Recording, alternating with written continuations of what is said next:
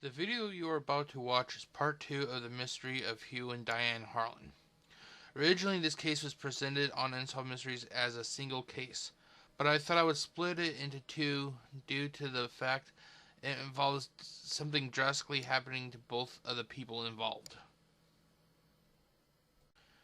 The case you are about to view is part 2 of the Hugh and Dian Harlin mystery. The case originally aired on the April 6, 1994 episode of Unsolved Mysteries.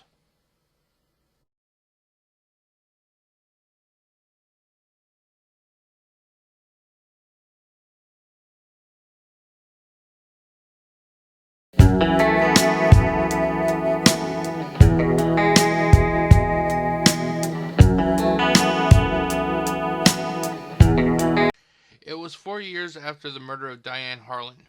Hugh was deemed to not be a suspect in her murder, and everything has returned to normal. One day, Hugh borrowed some tools for a construction job up the coast in San Simeon. According to Steve Mathau, he received a call from an associate who said that they saw Hugh's truck located along the side of the road in Cambria, California, that it had been sitting there for the past few days. Steve and a friend, Eddie Grimes, made their way over to Cambria where they located Hugh's truck. Steve and Eddie started to examine the truck. Everything that Hugh borrowed from Steve was still located in the back of the truck. All of Hugh's possessions he had on him when he was picking up the tools were located in the truck, including his glasses, 2 tins, one containing tobacco and the other containing ragweed pot, and a backpack with his various other possessions in it. The only thing missing in the truck was the keys to the truck. Before Steve and Eddie decided to leave, they thought they would examine the area around the truck. Steve ended up finding the keys. They were tossed into the bushes nearby the truck. Detective Bill Wemmick believes Hugh could have fabricated his disappearance because he was considered to have been a suspect in Dian's murder at one time. Catherine Cordero does not believe that Hugh disappeared. She feels that if Hugh wanted to disappear, he would have been the type of person to have given his truck to someone he felt could have made use for it, along with his other possessions. She does not believe Hugh would have just walked away. The police now believe Hugh was possibly murdered by the same person responsible for killing Dian. They think Hugh possibly knew more of what happened than he was leading on to when they originally questioned him when Dian's body was located. At the time of his disappearance, Hugh Harlin weighed between 130 to 150 pounds. He was 5 foot 6 inches tall. He is missing the thumb and forefinger on his left hand. Okay, now is the time for my final thought.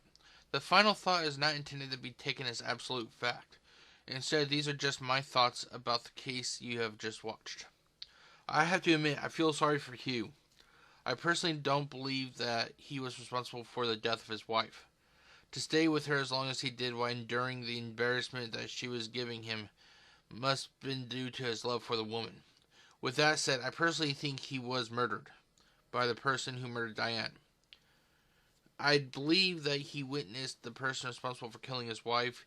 He promised the killer that he wouldn't say anything, but over the course of 4 years, the killer may have believed that Hugh could not be trusted enough to know who was responsible for killing Dian. I think he may have had a meeting with the killer to let him or her know that he was leaving town for a while to do a job, and that the killer got spooked and killed Hugh. Then the person made it look like that Hugh disappeared on his own. However, they failed to realize what kind of person Hugh was. According to Catherine Cordeo, she believes that Hugh was the type of person who would have given his stuff to people if he planned on leaving. To this I agree, because the nature of his character that was discussed in the first part of the case. I'm sad to say the odds are that Hugh is probably dead. He was born in 1935, and by today he would have been 81 years old. Not many 81-year-olds are able to survive in society without being recognized. I hope that one day this case is solved, but I doubt that it ever will be. Okay, I just want to say thank you to everyone who watched this special 2-part case. If you have any ideas for future episodes you would like to see, please leave a comment below. Hit like if you want. And if you haven't, please subscribe. That way you'll be alerted when new cases are posted. Thank you and good night.